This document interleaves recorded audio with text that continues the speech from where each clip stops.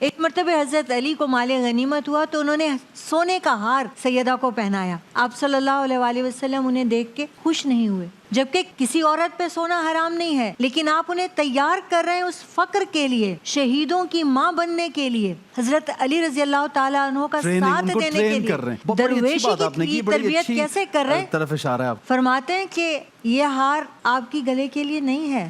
سیدہ اسے اتارتی ہیں, اسے بیچتی ہیں, غلام خریدتی ہیں, اسے آزاد کر دیتی ہیں اور پھر کبھی سونے کا ہار نہیں پہنتی. سبحان اللہ, سبحان اللہ. کوئی آ کر پوچھتا ہے کہ بی بی ہمارے پاس 40 اونٹ ہوں تو زکوٰۃ کتنی دینی ہے؟ فرماتی ہیں تم ایک اونٹ 40 اونٹوں پہ 2.5% ہوتا ہے نا, مگر اگر وہ میرے پاس ہوں تو 40 کے 40. اللہ اکبر, اللہ اکبر. کیا کردار ہے, کیا کردار. آپ دیکھیے کہ یہودی تک, شمون بہت بڑا کٹر یہودی تھا, بڑے پیسے والا تھا, اور مسلمان اکثر اس سے ادھار لیا کرتے تھے. آپ صلی اللہ علیہ وآلہ وسلم کے پاس مسافر آ گیا.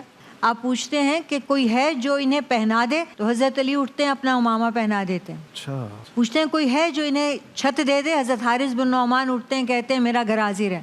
پھر آپ پوچھتے ہیں کوئی ہے جو کھانا دے دے, حضرت بلال لے کر جاتے ہیں. سب سے پوچھتے ہیں, کسی کے پاس نہیں ہوتا, سیدہ کے پاس بھی نہیں ہوتا, لیکن اپنی چادر دیتی ہیں, کہتی ہیں شمون یہودی کے پاس لے جاؤ, گروی رکھوا دو اور کچھ اناج لے آؤ. جو ہی ان کے پاس جا کے حضرت بلال چادر دیتے ہیں تو یہودی کہتا ہے کہ یہ سیدہ فاطمہ کی ہے, یعنی وہ چادر کئی بار گروی جا چکی تھی.